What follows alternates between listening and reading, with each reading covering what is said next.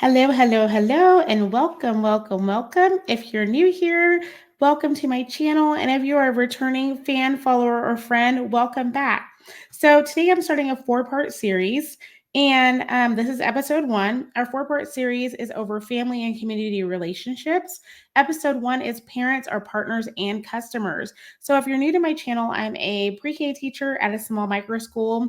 If you followed my channel for a while, you'll know that I used to teach pre-K out of my house, and we just recently opened a brand new micro school. And now our micro school goes up to fourth grade. So we have pre-K 3 all the way to fourth grade. And it's basically like a little learning pod of students that are all learning kind of on their own level. But today in this episode and this series, we're going to be doing some training, and at the end of the training, you'll get a certification. You just go to Google Forms and take the little quiz, and I'll leave the link in the comments below. But you go to the quiz, and you'll take a very quick, short quiz. And at the very end, with a passing score, you'll get an auto-generated certification. If you have any questions, I will leave all my information at the very last slide, and you can always reach me via one of those avenues. So without further ado, let's go ahead and get started on this training. Okay, so two sculptors. I dreamed I stood in a studio and watched two sculptors there. The clay they used was a young child's mind, and they fashioned it with care. One was a teacher. The tools he used were books, music, and art. One was a parent who worked with a guiding hand and a gentle, loving heart. Day after day, the teacher toiled with a touch that was deft and sure, while the parent labored by their side and polished and smoothed it over. And then at last their task was done. They were proud of what they had wrought, for the things they had molded into the child could never be sold or bought. And each agreed they would have failed if he had worked alone, for behind the teacher stood the school, and behind the parent stood the home. The author is unknown for this, but as you can see in this poem, it really signals the importance of teachers and the student's parent working together to make sure that the teacher has success, the parent has success, and most of all, the student has success. We have a partnership in this career. And through a solid parent-educator partnership, we build a community that supports not only the children, but also the families and the staff. This sense of community provides a supportive and nurturing environment for our children to thrive. And this goes for early educators um, all the way to elementary, high school, middle school. It is so important for us to enable the parents to be our partner, because without the parent, the children wouldn't be in our programs. And also, the children wouldn't know how important it was for a sense of community between their teachers and their parent. Parents as partners. Number one, they're the guiding principle in our early education field. Without the parents, there would not be the students, like we just talked about a moment ago. And without the students, we had no purpose of showing up every single day in our classrooms. So our parents are extremely important in our career, and they help us be the teachers that we are. Number two, they pay for our services. And once again, without the parents paying for our services, we wouldn't have a job, we wouldn't have a career. So parents are super important in this career field. And they can take their services elsewhere if they're unhappy. So it's very important for our families to feel loved, welcome, and invited, not only the children. And a lot of teachers, they really, really, really stress spending time with the children and making sure the children are happy. And yes, that is super important. But on the same account, it is very important for the families and the parents to be happy as well. Because if they're unhappy for any reason, whether they don't feel welcome when they come into your school, well, they don't feel welcome when they come into your classroom, or maybe they don't feel comfortable in your space, then they're going to take their child and as well as their money, and they're going to find another place to go. Number one, first and foremost, the most important aspect of our jobs is the children we care for. We need to make sure that the children are happy.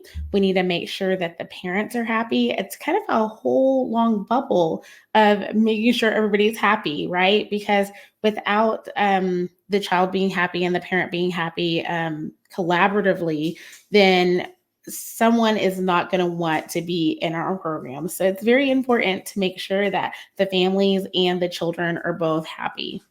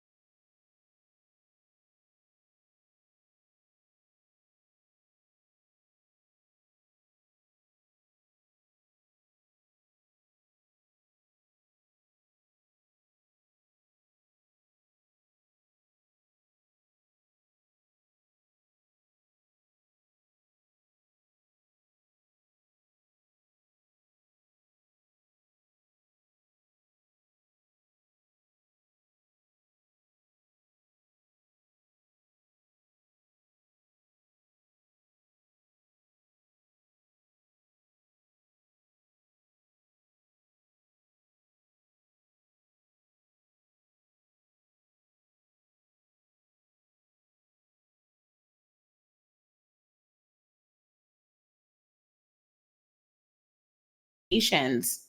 Our reputations are extremely affected because when their family members start talking to their friends and they're saying, we were unhappy at this location and this is the reason, and everyone, goes straight to social media right now. So we know that moms, especially, will get online and we'll start posting things and letting people know this is what happened when our child was at this facility. This is what happened with this particular teacher. And so we want to make sure that when parents are talking about us, they're talking about us in a positive way and that they're happy about what they're talking about.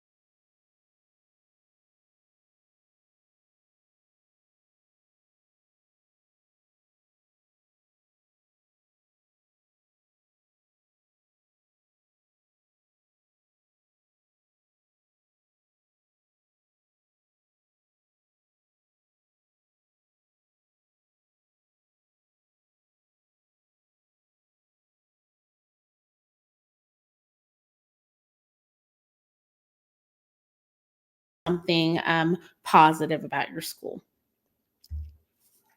At its core, customer service, effective customer service, is all about relationships. A family can go anywhere. They can go to any center, they can go to any childcare provider home, they can go to public school, they can go to any place, have a nanny, or whatever the case may be. But no one is going to be you. No one is going to be the same. So make sure that when you're, um, servicing families and their children, that you're doing it from the core of your heart and that you're building true relationships with your families. There's a lot of like back and forth on families. Should they be friends with their child's teachers or should they not? My belief is anyone that walks into my school building, they are immediately a part of our family, a part of our school family, and that we love their children we love our own children.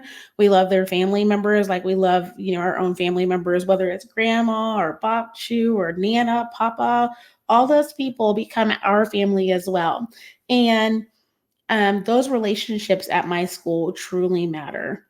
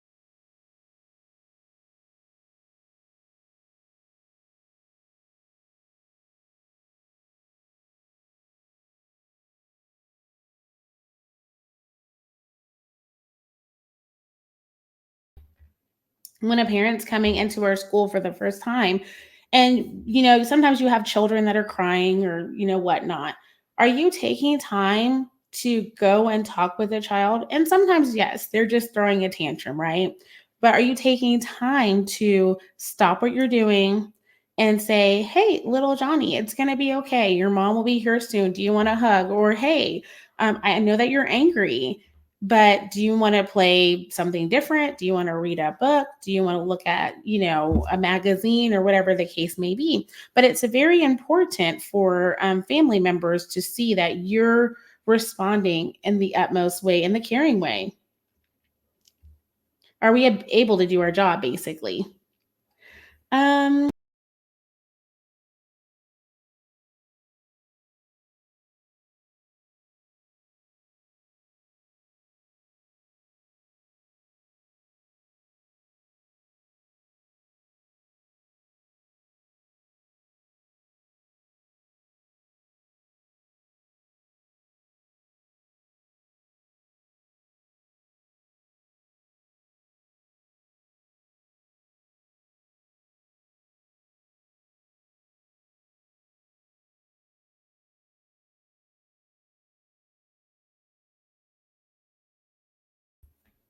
The customer, and our customer is the parents, the most important person in any business. Like we talked about earlier, those relationships that you're building with those customers. They're not a cold enrollment statistic, but flesh and blood. Those children, those parents, they have feelings, they have emotion, they have care. And they're not someone to be tolerated so that we can just do whatever we want to do. They are our reason for our jobs. Those children are the reasons that we're in this field, in the early care field. And if it wasn't for those children, like I said earlier, we wouldn't have a career, we wouldn't be in this field, in this line of work. And so when the children are there, that is your thing to care about, that is your thing to be showing up for. And they're not an interruption of our work, but the purpose of our work. Those families, those children, the grandparents, everything like that are the purpose that we're here.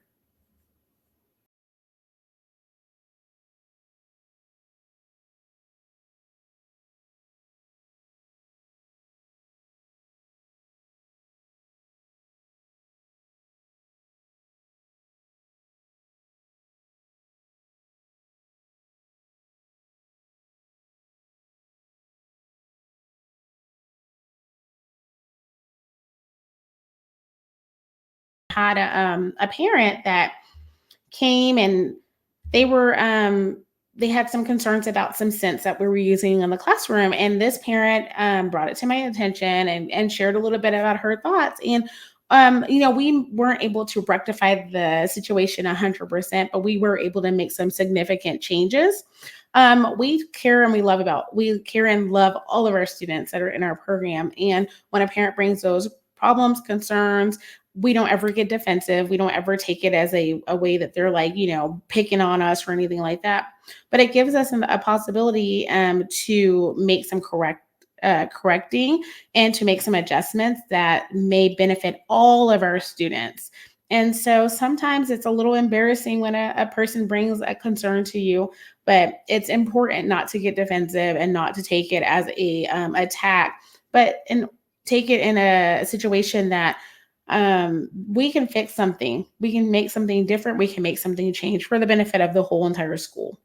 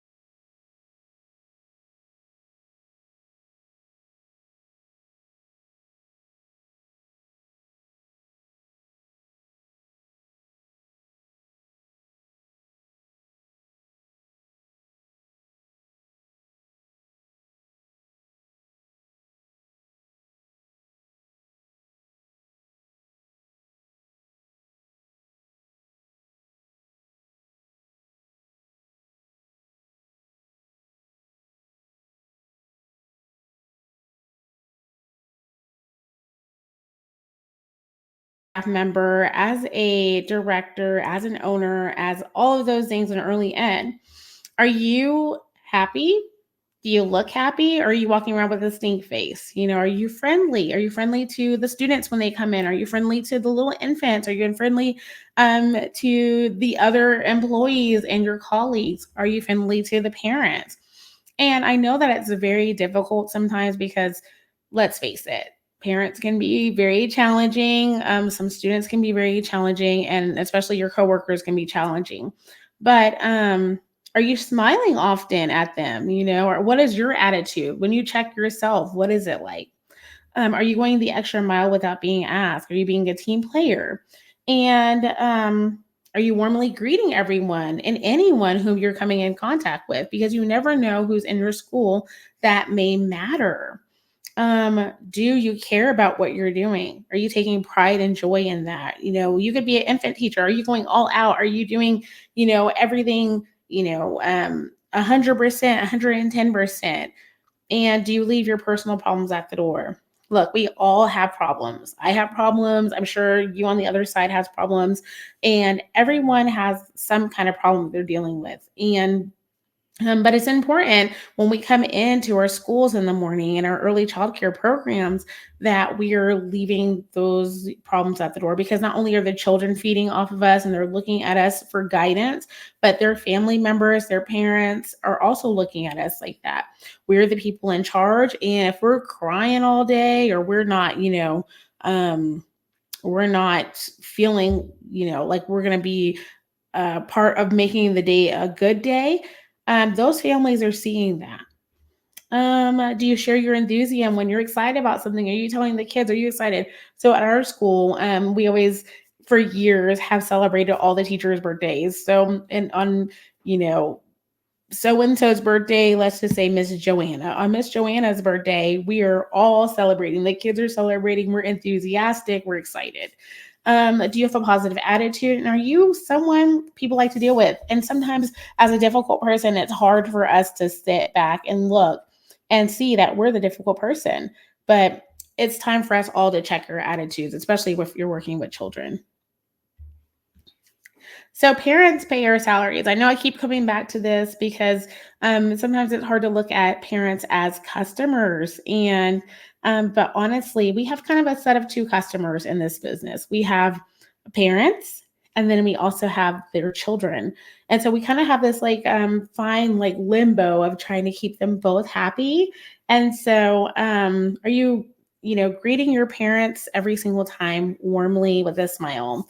Are you like, hi? Even sometimes these parents can be really, really difficult, but you let that go and you continue on being the best educator that you can be. So, are you saying, hi, Mr. Dylan, how are you doing this morning? Or have a great day? Are you giving them a bubbly smile, and are you sharing at least one positive experience about their child with them? I know that sometimes kids can be a little bit difficult and hard to deal with, especially when you have big classes. But are you telling their parents that they're loved? Are you telling them that they were a great friend today? They helped clean up, or even if they're having a really, really, really stinky day, are you still letting them know that at least one good thing happened with their child's day? No parent wants to come pick up and every single day it's like, my kid was bad today. Oh, my kid had a really difficult day. Oh, my kid was the silly one in the day that just wouldn't sit down and stop, being a disruption. No parent wants to get greeted like that every day. So make sure you're sharing one positive thing about their child every day. Are you listening to your parents' concerns and feelings? And we had talked about this in a couple slides before.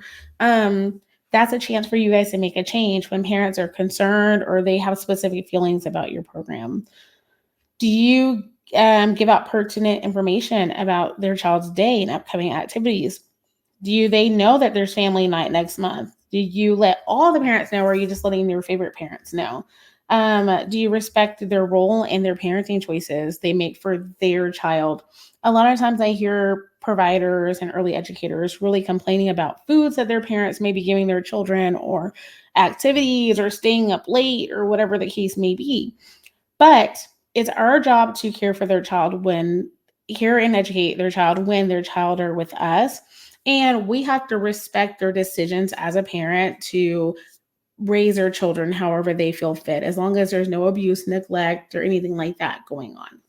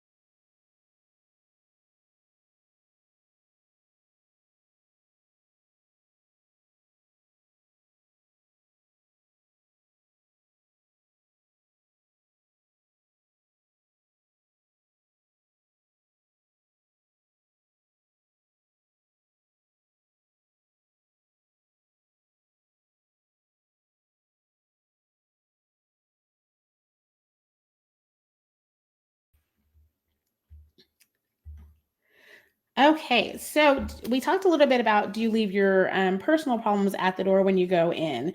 And that's more than just being like sad or angry or mad and then walking in and expecting, families to be like, oh, there's Miss Jenny. I'm so excited. I'm going to drop my child off.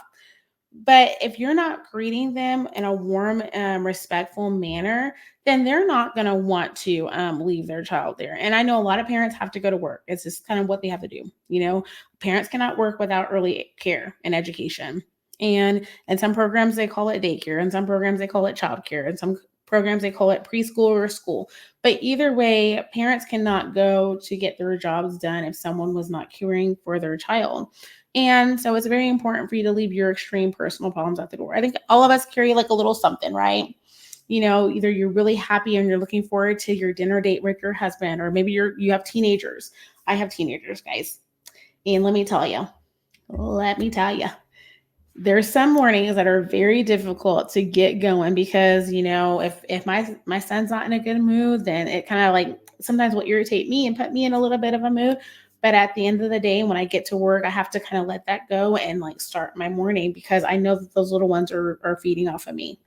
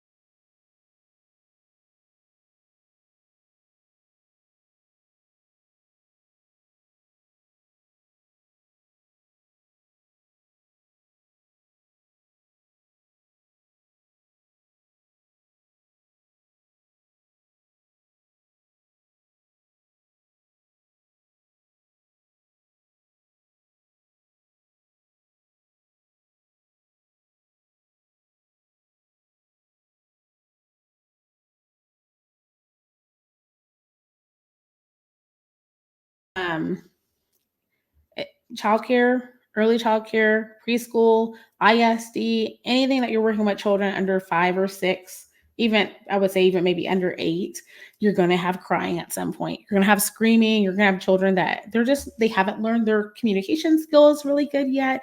And they are going to have sometimes some issues with just really toning it down. But is it every time a parent comes?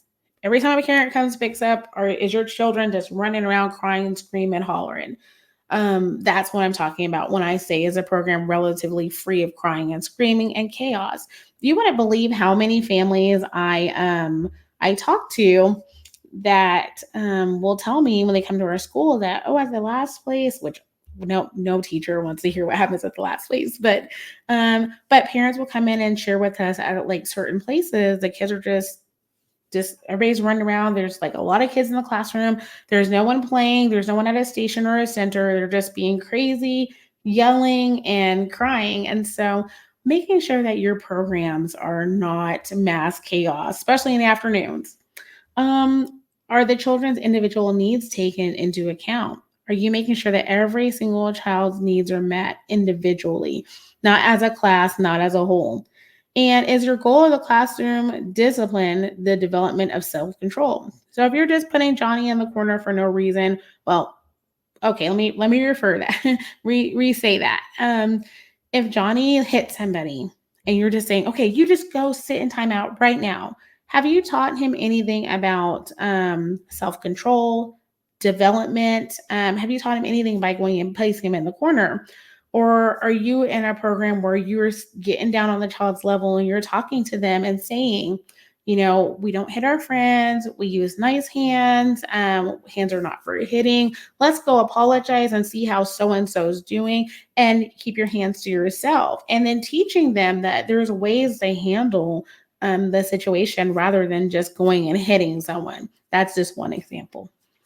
Are the Do you interact with the children and really listen to what they feel and have to say every day? Are you talking with your students? Are you, making sure that you're knowing what's going on at home and what's going on in their day? And if there's anything that's particularly bothering them, are you making sure that they're learning and developing? And so, these are all reasons that we are here as early educators. The children are the reasons.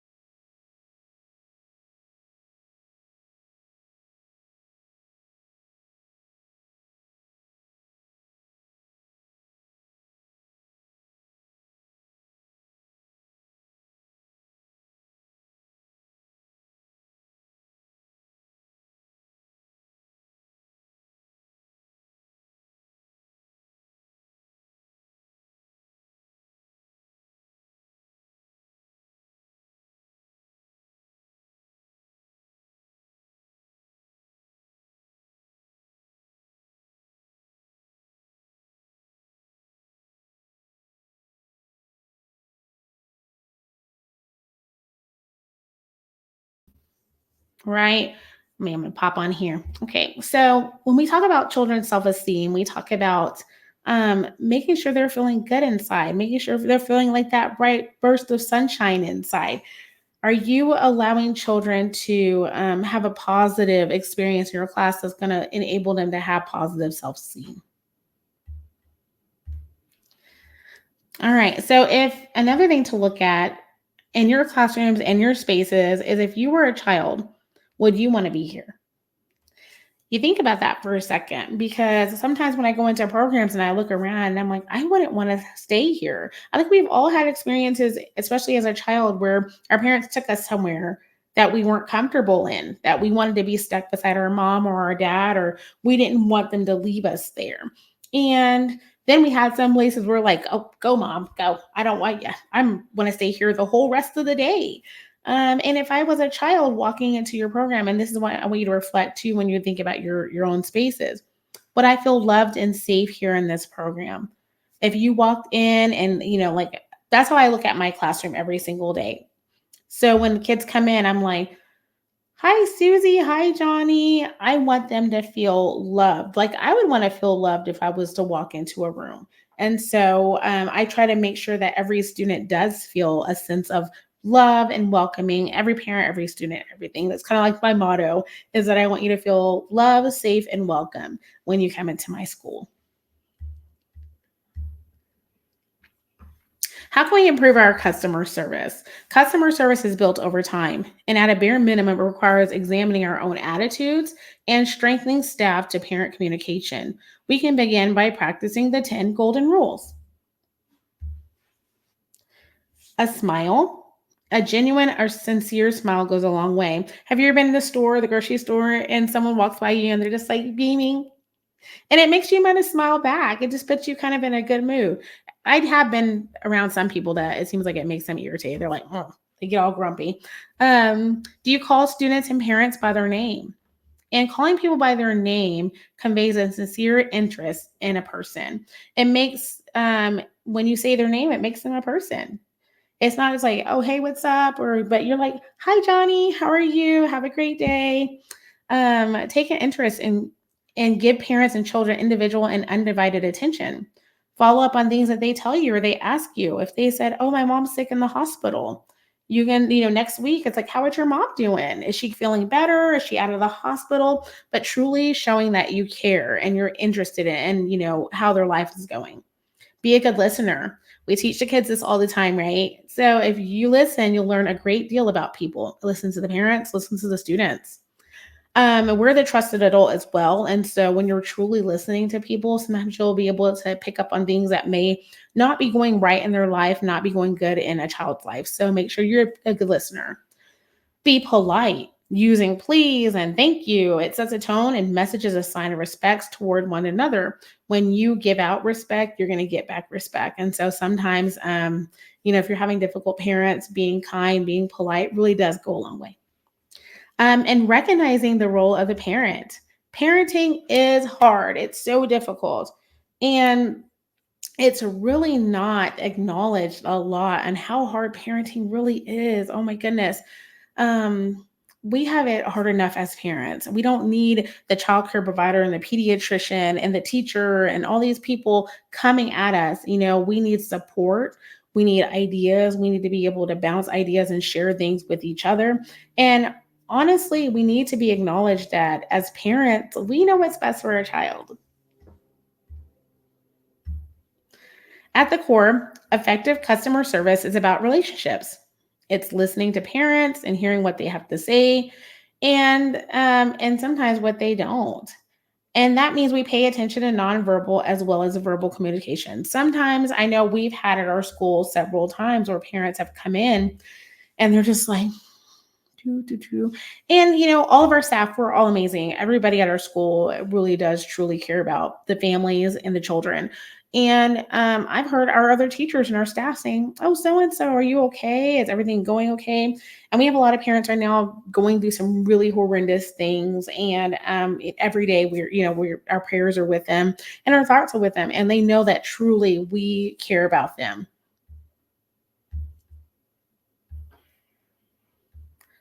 Parents don't always expect us to be perfect. What really defines us is how we handle problems and situations that come up. If a problem arises, what do parents want? They want honesty. They want us to deal with them as genuine human beings. If we can't answer a question, we just say I don't know. And if we make a mistake, we do not ever pass it on to someone else. We don't deny it. We own up to it. We apologize and we tell them, we're going to try to do whatever we can to find out how to fix it. Parents want empathy. So when they're concerned, we want to demonstrate that we care and have compassion for the role in the situation. So if something happens, we're responsible. We're taking responsibility as long as it's, on us, of course. And we always want to try to propose a solution. They want us to know how we can plan to repair the situation and prevent it from occurring again. And we may need to clarify confusion, redefine responsibility, or change procedures. If their child is hurt in like the playground, what have we done to fix it? We had a little girl that she had scuffed up her knee really bad on we have like this wall thing, and she was going past the wall like running. Everybody's having a great time. Is on the playground and she scraped her knee. Well, immediately after that we're like, well, I don't think we need to move some stuff over here so that the kids aren't running by that wall, and we also need to remind the kids to go run in the grassy area not close to the wall. So we're trying our best to make sure we remedy the situation, and that not that the parents brought it to our attention or they were not angry or anything like that, but we saw as a staff that we needed to make some changes.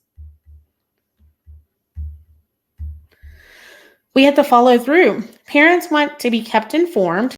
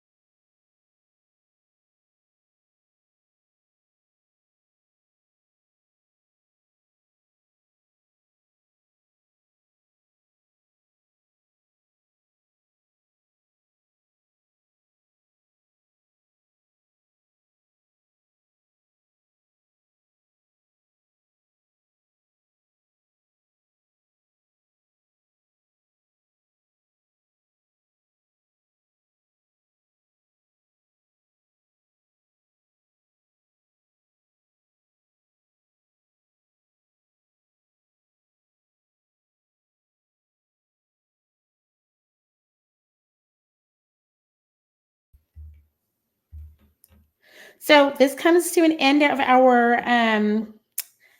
presentation. Like I said, this is the first episode of a 4-part series. And if you go to, I'll put it in the link below. If you go to our Google quiz and you take the quiz, it'll generate a certificate for 1 hour of web training. So I am so happy that you joined us for today. I hope that you come back for episode 2. And if you have any questions, you can email me or contact me at the links that I'll post below. And then we will see you guys at the next one. I hope you have a wonderful day and have a great weekend. Bye, everybody.